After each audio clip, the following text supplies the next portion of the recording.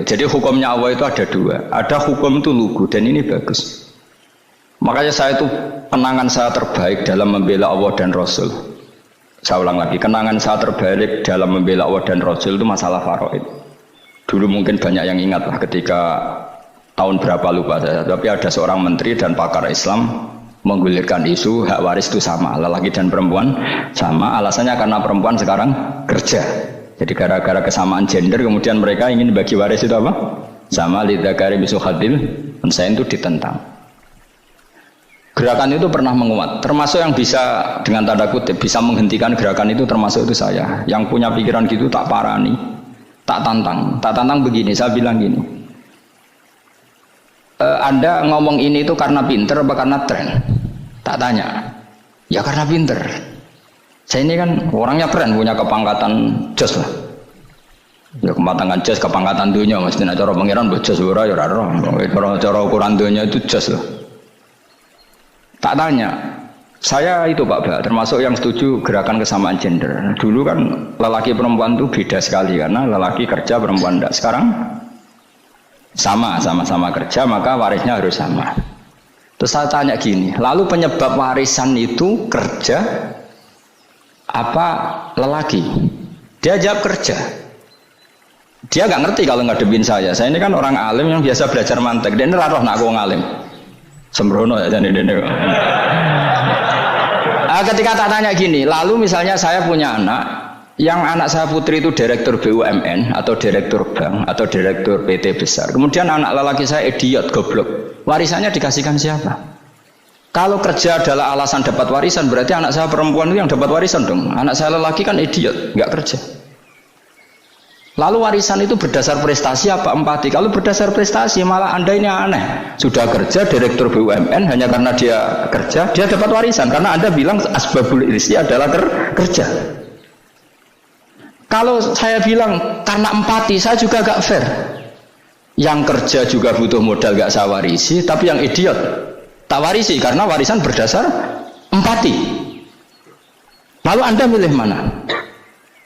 Bingung deh namanya. Sampai dia ikrar, saya belum pernah mendapat perlawanan seperti ini karena Anda ngomong sama orang-orang goblok, kata saya. Terus saya bilang, saya ini ngaji Wahab khatam berkali-kali. Anda mungkin baca kitab Wahab itu hanya terjemah. Maka menurut Islam yang menjadi hak waris itu sebabnya zukurah wal unasah, kelelakian menjadi dapat dua bagian, keperempuanan menjadi satu bagian, dan itu Islam tidak mau urusan dengan prestasi maupun empati, mujarrodul zukurah dan mujarrodul unusah.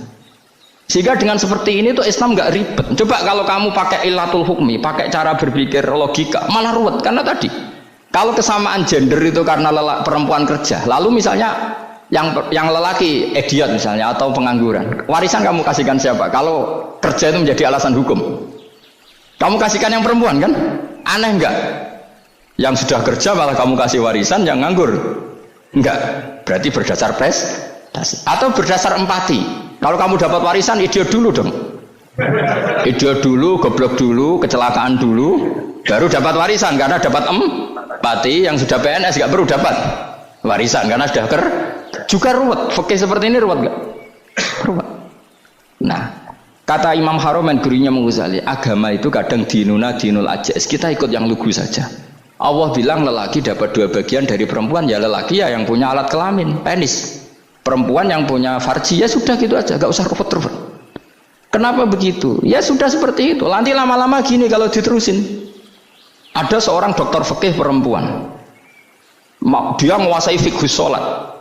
Ruhin lanang tapi gak menguasai fikih sholat. Rohnya mau pesolatan misalnya. Lalu yang jadi imam siapa kalau berdasar prestasi? Perempuan dong, karena dia doktoral fikih sholat. Dia menguasai aneh-anehnya sholat. Goro ibu masa ili sholat dia menguasai. Sementara Rukin takut sholat itu apa Rukin? Pokoknya ini gugus ngadeg terus lugu, terus ngadeg malih, apa? Ada mulan, nak salam ngalerian. Dia tahunya hanya itu dok. Lalu kalau nuruti imam sholat adalah yang terpandai dalam fikih sholat, tentu yang imami perempuan. Tapi agama ini tidak seperti itu. Pokoknya wong lanang imami, wong beda. Jadi makanya kata Imam Haromen dinuna dinul ajais, sampai Said Muhammad itu sering ngutip beliau gini kan, Allahumma imanan ka imanil ajais, ya Allah semoga iman saya menerima konsep engkau itu ka imanil ajais, imannya wong wedok-wedok sing lugu. Ajus itu perempuan lugu yang sudah sepuh. Jadi misalnya ngukur anak seneng ya anak kono gedang goreng, ngekei duit, ya lugu saja. Itu bagus. Daripada kamu pakai argumentasi, karena argumentasi ini sebetulnya kelihatan cerdas, tapi ada kebodohan masif. Karena tadi, kalau hak waris kita otak-atik dengan prestasi, maka yang pro empati akan protes. Paham ya? Masa yang sudah kerja dikasih banyak, yang idiot enggak? Tapi kalau berdasar empati juga aneh. Masa dapat warisan harus goblok dulu, harus kecelakaan dulu.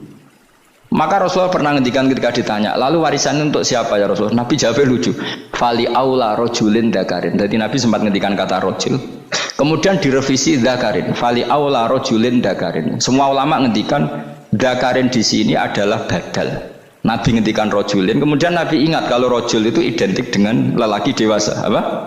Kemudian Nabi mengulang lagi dakarin. Tidak harus dewasa, yang penting lelaki. Jadi meskipun baru lahir, kalau dalam keadaan baru lahir namanya apa? Kan dakarin kan? Belum bisa dikatakan rojul. Paham ya? Nabi ngulang 2 kali. Fali aula rojulin dakarin. Ini penting saya utarakan supaya clear. Jadi agama itu gak usah diotak-atik.